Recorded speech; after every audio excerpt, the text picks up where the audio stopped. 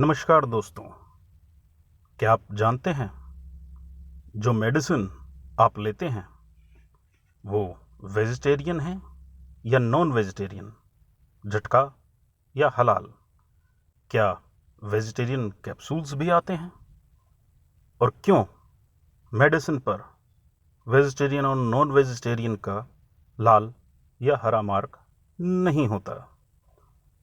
तो इन सभी जानकारियों के साथ आपका स्वागत है लॉजिकल चिंतन चैनल में। चलिए शुरू करते हैं। हम सभी ने कभी ना कभी मेडिसिन तो खाई ही होंगी। कुछ मेडिसिन टेस्टलेस होती हैं, कुछ मीठी तो कुछ बहुत ही कड़वी। लेकिन कैप्सूल में ऐसी कोई परेशानी नहीं होती। तो आपके मन में कभी ये विचार तो आया ही होगा कि कैप्सूल आखिर बनता किस चीज से है और ये हमारे पेट में घुलता कैसे है? क्योंकि कैप्सूल तो केवल एक कवर है, दवाई तो इसके अंदर होती है। आप सभी ने देखा होगा कि सभी खाद्य पदार्थों पर एक लाल या हरा मार्क होता है, जिससे पता चलता है कि वो आइटम वेज है या नॉन वेज। लाल निशान का मतलब होता है कि उस प्रोडक्ट को बनाने में नॉन वेजिटेरियन चीज़ों का इस्तेमाल किया गया है, जबकि हरा मार्क होने का मतलब है कि वो आइटम वेजिटेरियन है, यानी शाकाहारी। लेकिन क्या आपने कभी दवाइयों पर यह मार्क देखा है? तो जाहिर तौर पर आपका जवाब होगा नहीं। लेकिन क्या आप जानते हैं कि भारत में मिलने वाली 96% से अधिक कैप्सूल मेडिसिन नॉन वेजिटेरियन होती हैं? ये कैप्सूल बनाने में जिलेटिन नामक मटेरियल का इस्तेमाल किया जाता है, जो मृत जानवरों की हड्डियों और अवशेष से बनता है। अब ये सवाल नॉन वेजिटेरियन के लिए भी उतना ही महत्वपूर्ण है जितना वेजिटेरियंस के लिए, क्योंकि अब जिन जानवरों के अवशेष से ये जिलेटिन बनाया जा रहा है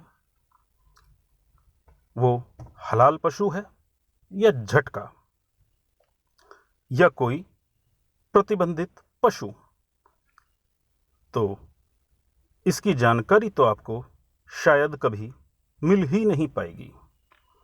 हालांकि मेडिकल फील्ड में जिलेटिन का सब्स्टिट्यूट मिथाइल सेलुलोज भी उपलब्ध है, जिसे HPMC भी कहा जाता है, जो प्लांट से बनाया जाता है और ये एक वेजिटेरियन प्रोडक्ट होता है।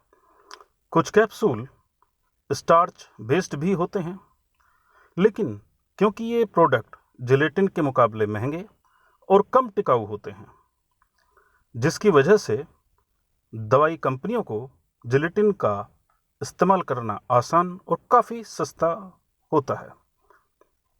क्योंकि भारत कई प्रकार के खान पान वाला देश है और यहाँ पर लोगों की धार्मिक भावनाएं भी उनके खान पान से जुड़ी हुई होती हैं।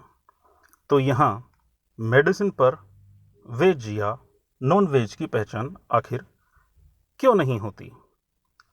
दिल्ली हाई कोर्ट ने सन 2002 में एक आदेश जारी करते हुए कहा कि सभी दवाइयों पर वेज या नॉन वेज मार्क होना चाहिए। हालांकि इस आदेश में लाइफ सेविंग ड्रग्स को अलग रखा गया।